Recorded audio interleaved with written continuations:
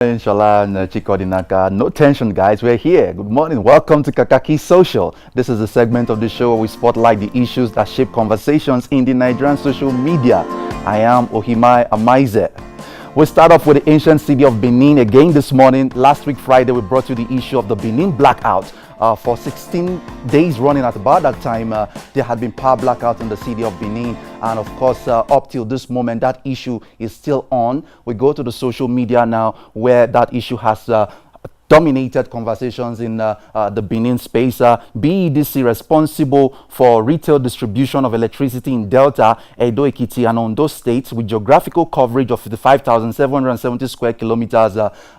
Friday night restored power back to the city of Benin. We featured this issue on Kakaaki Social in the morning on Friday, and about 9 p.m. they restored power to the city of Benin. And this was confirmed by Twitter user Ogaga LD, who tweeted, power restored at 9 p.m. But shortly after that, a few hours after that again, the power was taken. Let's take a look at another tweet that captured that development. No light again. No, they've started with style again. 3 days now, no light again, after experiencing 14 days blackout from Paul Onko. And then Town Crier NG, that has been at the forefront of driving this conversation on social media, posted this, said BEDC Power claims it has restored power to Benin. But here we are. Watch what the people are saying about BEDC Power restoration story. Lies and deception cannot build a nation. Buhari and Tunde Fashola's silence on Benin blackout is becoming treacherous. Let's take a look at this video that was posted Town Crier.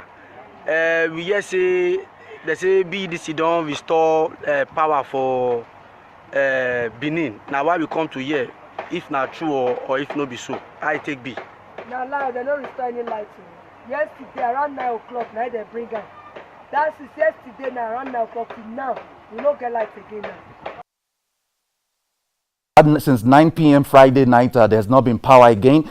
Still on the campaign against Benin blackout yesterday, BEDC Power says it has restored power to Benin. Town Crier ING was on the streets to hear the victims of the Benin blackout speak. They are saying BEDC Power restored 3 hours power yesterday, and today Benin blackout continues. This was on Saturday morning, and let's take a look at this video.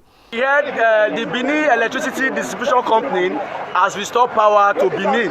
So we are here to know. No. I think this is in the highest order. What we saw yesterday was just total deceit from the government and the BEDC. Okay, so the citizens of Benin are saying they don't have power yet. We saw this tweet from Sheun Nikolakbo Kuti tweeting at Real Sheun Kuti. We are informed that BEDC Power went to court for an injunction against civil society groups from protesting against it. Alleging protests led to its loss of revenue, demanding the sum of 500k as damages. Court hearing tomorrow, State High Court, Sapele Road, Benin. This was tweeted yesterday. Apparently, that hearing is probably happening this morning. Let's take a look at more issues on this matter that has been trending. We brought this issue to you Friday last week, and it's still pending. There's still no power in the city of Benin. Prince CBN tweeting said, the people of Benin are enjoying the change they voted for. The Benin blackout is real. During the last election, they were selling their votes for peanuts. Ekiti people, the #1 vote sellers in Africa, would be next. These are commentary on the social media. Azuka_BB tweeted, said, when it became too much to bear, I had to leave town. The suffering and stress was just too much, and I wonder how people have been coping. #Benin blackout. The issue of Benin blackout dominating conversations. And then Aderunke Rachel Balogo on Facebook said, where is Babatunde Fashola? Where is President Buhari? The Benin Electricity Distribution Company, BEDC, has thrown Benin into total darkness since 18 days and still counting. When will BEDC reign of impunity be curtailed? What will it take to sanction the erring electricity company? Fashola, Buhari, do you really care about us here in Benin? This Benin blackout is unbearable. I'm talking about Babatunde Fashola. This was what he said before he became Minister of Power. Let's take a look at this video. But to tell you very, very confidently that we do not have power because power is difficult to generate. We have darkness because we have incompetent people managing our economy. As one of my friends fondly calls them, our economy is being managed by Batweyos. For those who don't know what Batweyo is, it means amateurs. Thank you. The Minister of Power, Babatunde Fashola, speaking before he became Minister of Power, claiming that we have darkness and power issues because we have incompetent people managing the economy. But he's Minister of Power right now, and the power issues still abate. And then Gabriel Ajayi on Facebook posted this, who is on same page with me. When Benin Electricity Distribution Company knows they are coming for their bills, lie to be uninterrupted. As soon as we pay the bills, it is otherwise. Who can relate?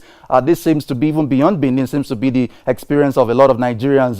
Osaze Dijin tweeting said, BDC says it buys power at 18 naira per unit and forced to sell at 30 naira in a radio program in Benin, yet still in business, 5 years running and fighting for license renewal. What a magic. These are the comments of Nigerians on social media. But what is BEDC officially saying? This is Funke Oshibodu, the managing director of BEDC. What is BEDC officially saying about this?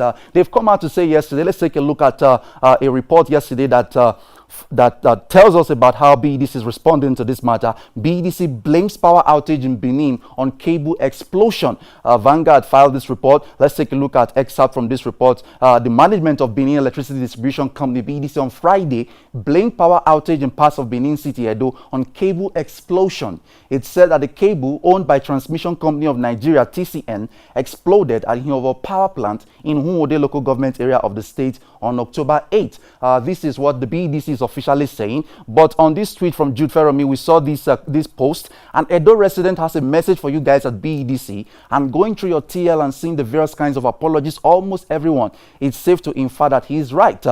This video seems to disagree with the perspective of the BEDC. Let's take a look at this video. Excuse of the Benin Electricity Distribution Company after their own failure on the Transmission Company of Nigeria is not tenable, because over time we have seen how they are afraid in provision of meters, how they are afraid in giving people power, how most residents in those states are complaining of unavailability of power to power their equipment, to power their businesses. They are afraid totally, and we are saying to this effect that the management of Benin Electricity. Okay, well, the citizens talking there, and of course we use this opportunity again to call on the governor of Edo State, Governor Obaseki, to intervene and find a way to ensure that the citizens of that state begin to enjoy power supply like other citizens in other parts of the country, at least. Let's take a look at other issues that were trending on the social media over the past weekend. Senator Shehu Sani has resigned his membership of the APC. Shehu Sani quits APC, announces new party latest Tuesday. Senator Shehu Sani has left the APC. He posted this on his Facebook account. He said, "This is to thank all my supporters and friends for the show of solidarity and assurances of support over my decision to exit the APC. I assure you that in the next 2 days, you will be informed of my new party, and be rest assured I will contest in the upcoming elections, inshallah." Let's take a look at comments on his Facebook page from Solomon Ahime. We saw this. "We told you, but you choose to be a fence sitter. What were you thinking? I told you that El-Rufai would deal with you. Head or tail, you will lose out in APC Kaduna. How you never saw that still beats my imagination. Unfortunately, you will not be coming back to the Senate because I don't see the party that can defeat APC in Kaduna except PDP. And it's late in the day to get their ticket. Your political naivety and double-faced miscalculation is what has landed you in your present predicament. When your colleagues decamped, you should have been bold enough to take the plunge, but you choose to dine with the devil and you have been swallowed. Good luck next time." Wow, quite a mouthful. And then Johnson Usiegbodi Ogunleye posting still on Senator Shehu Sani's Facebook post. "The most important thing about you is that you are very close to the downtrodden, and that's the beauty of democracy. You will surely win in any party you pitch your 10th with. God bless you." Let's take a look also from Jata Vincent John. "Wish you did this earlier. The comrade leader can't save you from the governor. You should have seen that. Politics is not unionism. I wish the APC chairman learns that before sinking the party." From Zubair Lawal, "You can make it back to the Senate or even Kaduna State Governor in 2019 in PRP. Just make the proper contact with the party national headquarters. My idea." And of course, Senator Sani's colleagues in the Senate have also been tweeting. Senator Dino Melai tweeted, "Senator Shehu Sani has just dumped the APC. People who did not like you in the morning and afternoon, but claim to like you at night. I beg, borrow yourself some brain. Baba God, I thank you, say I know become suya in the hands of cash and carry party, APC.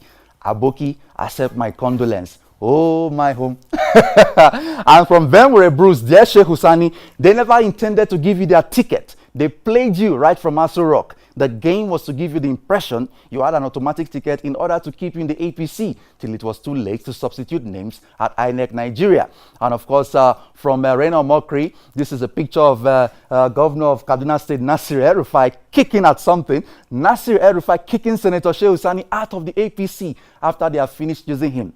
Let this be a lesson to all politicians. Don't call a cow your mother just because you want to eat meat. From Rena Mokri and from Fani Kayode tweeting at RealFFK, it really is a pity that Shehu Sani will not be going back to the Senate. He was a strong voice and a great advocate of justice and peace. How I wish he had left APC long ago and joined PDP. I have always had immense respect for him and he remains a good friend. I wish him well. From RealFFK there, we saw the tweet and of course, from this Twitter user, Olufemi, Shehu Sani would have got an automatic ticket and would win if he had defected with others to PDP. He rather betrayed them to play good boy to Buhari, who promptly betrayed him. Now, such a brilliant man won't return to the Senate. What a shame. Shehu Sani is one of the brightest senators we have in the 8th National Assembly. It's such a shame he might not be returning to the Senate. And interestingly, we saw this tweet from Mr. Stanley Nwabia. At what point did he finally realize that Buhari does not send him and his afro? Quite hilarious tweet there from Stalin Wabia. And of course, now still on Kaduna matters, we go to Pray for Kaduna hashtag was trending on Twitter yesterday after reports of killings that we've seen in Kaduna State. Let's take a look at how that issue has panned out in the social media. Senate President Bukola Saraki weighed in on the issue yesterday. He tweeted, "The pictures and reports coming out of Kaduna State are quite troubling. I urge all residents of the state to adhere to the curfew, remain calm and not contribute to the perpetration of violence." Senate President Bukola Saraki tweeting these. The news agency of Nigeria reports that 55 people were killed on Thursday, October 18, during a crisis at Kasuwan Magani in Kajuru local government area of the state. NAN also reports that a similar crisis in February left more than 10 people dead in Kasuwan Magani, while 65 suspects involved in the crisis were arraigned in court, but the case is still ongoing. Acting DCP Jimo Moshood, the first public relations officer, disclosed this while addressing newsmen on the violence on Sunday in Abuja. And then Governor of Kaduna State, El-Rufai, tweeting said, "This is a notice of a 24-hour curfew imposed on Kaduna town and environs with immediate effect. Residents are advised to comply by this directive. The decision has been taken in the best interest of the state." Very crazy situation happening in Kaduna State. And from this Twitter user replying to the governor said, "What is happening in your state is a clear testament that you are not in charge. You have failed in your constitutional duty to protect lives and property. Please just do the needful." From Latin OC, we saw that these are images from Kaduna, quite disturbing and troubling. These images filtered into the social media yesterday. Let's take a look at eyewitness account. These are eyewitness images, and we're also going to take a look at eyewitness videos of what is happening in Kaduna State right now. Footage from Kaduna today. I can't believe I saw this with my own eyes. Let's take a look at this eyewitness video from the crisis in Kaduna.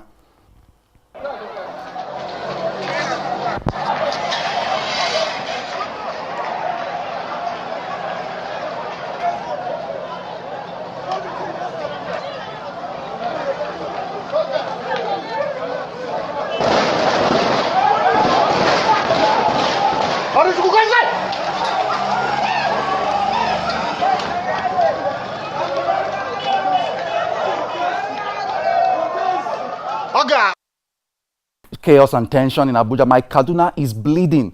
Hashtag Kaduna, hashtag Pray from Kaduna. From Bello King Khan, we saw another eyewitness video. Let's take a look at this video.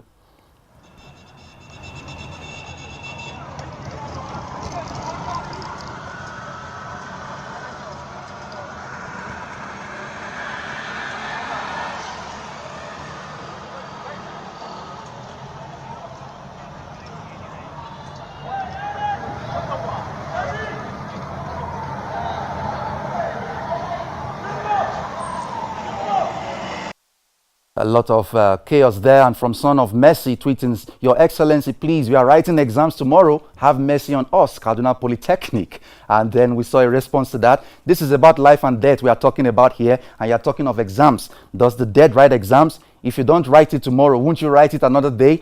This goes to show the level of chaos and confusion that has fallen on Kaduna as we speak. The man you are seeing on the picture is Gwamnisu Harrison. He is the DG of the Behind Bars Initiative, an initiative that specializes on reaching out to people who have been illegally detained by the police in Delta State. But we have this report which was trending trending yesterday on Instablog that he has been arrested and detained by the police in Asaba. Let's take a look at that report. A video has emerged of Harrison Gwamnisu, who is the DG of Behind Bars Initiative, crying for help from a police cell in Delta State.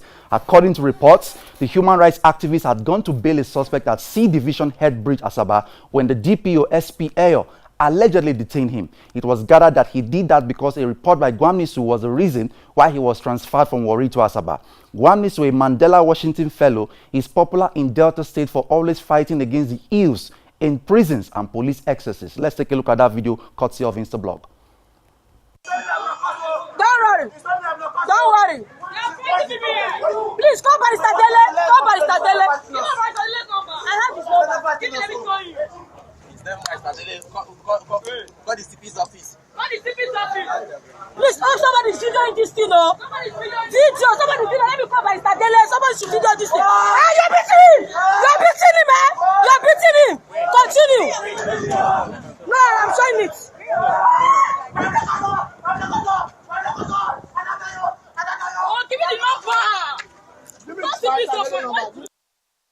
Wow. And then comments on Instagram. A_Radar Fabric said, what is this now? What is Nigeria turning to? I'm afraid if people that are supposed to protect us are doing this to us. I'm afraid what our country will turn to. And from Princess Evelyn, now this is not funny and the police are our friends. Citizens calling on the Nigerian police to react to this issue. Temitayo Oyewole said, why can't we have legal officers in each and every police station in Nigeria that will curb the unnecessary arrests that the Nigerian police is used to every day? Trust me, a lawyer has more people to be accountable to and more to lose than your regular police officer. And a few more comments from Owosheni. Even you that you are making the video, if you don't run on time, you'll be taking a selfie together with the guy in the cell soon. He go do you like Airtel advert. Selfie time.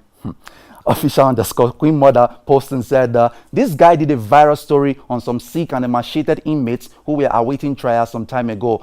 Inspector General of Police Ibrahim Idris, we hope you're watching this. Police spokesperson Jimo Moshood, we hope you're also watching this. This issue needs to be addressed immediately. We don't know if he has been released at this point, but the reports indicate that he was arrested in Asaba police station and he's being detained allegedly for masterminding the transfer of the DPO from Warri to Asaba. On this note, we wrap up Kakaaki Social this morning. Follow the conversation on all our social media platforms on Facebook, Twitter, Instagram.